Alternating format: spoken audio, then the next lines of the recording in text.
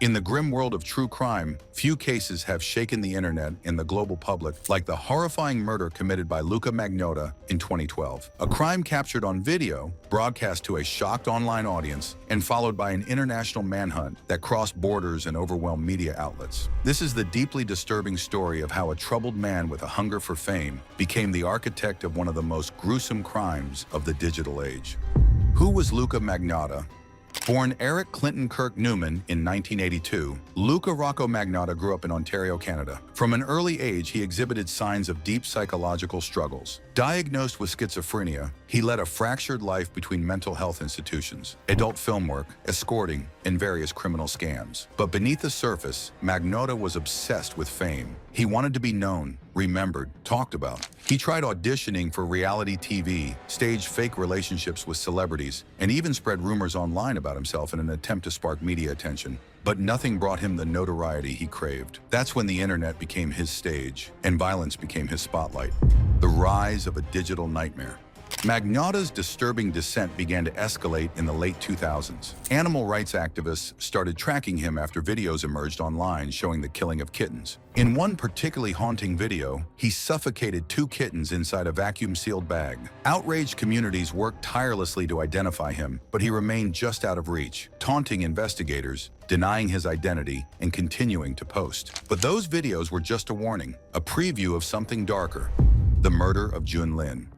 On May 25, 2012, Luka Magnotta met Jun Lin, a 33-year-old Chinese international student at Concordia University in Montreal. Jun was kind, private, and optimistic about his future. The two had connected online, and that night Jun arrived at Magnotta's apartment. What happened over the next several hours was captured in a video that would become infamous around the world, titled "One Lunatic, One Ice Pick." Magnotta had set up his apartment like a horror set. A camera was placed at an angle to catch everything. The bed was covered in plastic sheets and tools. Knives, screwdrivers, a hammer, and an ice pick had been arranged methodically. In the video, which would later circulate on shock websites, Magnotta is seen striking Jun Lin with an ice pick while the victim is tied to the bed. He stabs him multiple times in the chest and abdomen. Lin's face is frozen in terror. His body twitches and jerks. The brutality is unrelenting. Magnotta then escalates the horror. He dismembers Jun's body on camera, cutting off his limbs with a kitchen knife. He severs the head with a small handsaw, working through bone with disturbing calm.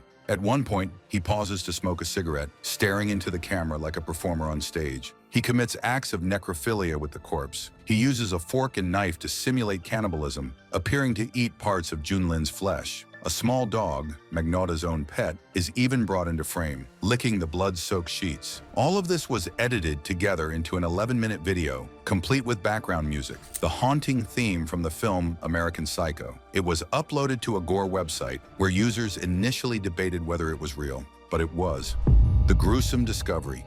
On May 29, 2012, a package containing a severed foot was delivered to the Conservative Party of Canada's headquarters in Ottawa. Another package, containing a hand, was found en route to the Liberal Party. Both were stained with blood, and both were accompanied by handwritten notes boasting about the crime. Soon after, police discovered a suitcase in a pile of garbage behind Magnotta's Montreal apartment building. Inside was Jun Lin's decomposing torso. His head was later found in a park. Surveillance footage from the apartment building showed Magnotta dragging the suitcase out in the dead of night. Neighbors reported a foul smell days before the discovery. The scene inside the apartment was described as a bloodbath. Blood splatter coated the walls, the ceiling, and the mattress. A circular saw was found with traces of Jun's DNA.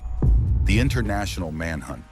By the time authorities pieced everything together, Magnotta was already gone. He had boarded a plane to Paris under a fake name and vanished into Europe. What followed was a manhunt spanning multiple countries. Interpol issued a red notice, and media outlets plastered his face across the globe. Magnotta moved from hotel to hotel, using cash and switching SIM cards. But he couldn't resist the internet. He visited news sites covering his own story. He watched videos about himself. It was this narcissism that led to his capture. On June 4, 2012, Magnotta was found in a Berlin internet cafe, reading stories about his crime. The cafe employee recognized him from the news and discreetly alerted police. Magnotta was arrested without incident. The trial. Magnotta was extradited to Canada and charged with first-degree murder, committing indignities to a human body, publishing obscene materials, and mailing body parts. His trial began in 2014. The The defense did not deny the killing, but argued that Magnotta was not criminally responsible due to his schizophrenia. They portrayed him as a deeply disturbed man suffering from delusions, paranoia, and hallucinations. The prosecution, however, presented a damning case. They showed how Magnotta planned the murder meticulously, buying tools days in advance, setting up his camera, editing the footage, and mailing body parts across the country. His internet search history showed phrases like "how to disappear completely" and body decomposition timelines. The jury took only 8 days to reach a verdict, guilty on all counts. Luka Magnotta was sentenced to life in prison with no chance of parole for 25 years. The video. To this day, One Lunatic, One Ice Pick is considered one of the most infamous Snuff-like videos ever uploaded. It's rarely hosted online now, but clips and screenshots still circulate on fringe platforms. It sparked massive discussions about the dark web, internet moderation, and the psychological impact of viral violence. Many who viewed the video reported long-lasting trauma. The casual nature of the killing, the coldness, the performance, made it more disturbing than even raw CCTV footage of crimes. This was not just a murder, it was an act of showmanship. The video was also central to the Netflix documentary Don't Fuck with Cats, which followed the amateur sleuths who tried to identify Magnotta years earlier when he posted kitten-killing videos. These internet users had warned authorities, but few had taken the threat seriously. Who was Jun Lin?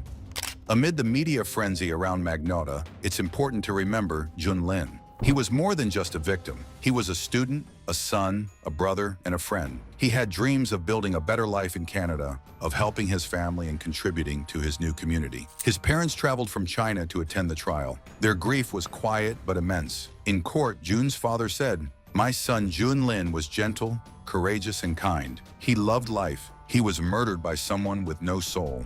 The story of Luka Magnotta is one of calculated cruelty, disturbing vanity, and a horrifying desire to be seen. He wasn't just a killer, he was a killer who wanted an audience. He crafted his crime like a film, positioned his camera, selected his soundtrack, and edited it for maximum effect. But what makes this case truly terrifying is not just the gore. It's the fact that Magnotta tried to become a celebrity through murder, and, in many ways, succeeded. He made headlines around the world, sparked documentaries, and became a case study in how fame, mental illness, and violence can intersect in the most disturbing way. Jun Lin's murder reminds us that evil can wear a very modern mask of online usernames, filtered selfies, and viral uploads. Behind the screen, behind the shock value, a real human life was destroyed. And no video, no headline, no media storm should ever make us forget that. If you want to see more disturbing true crime cases broken down in full detail, subscribe to the Crim Vault and hit that notification bell. There are more stories, some you've heard and some you haven't, that will leave you speechless.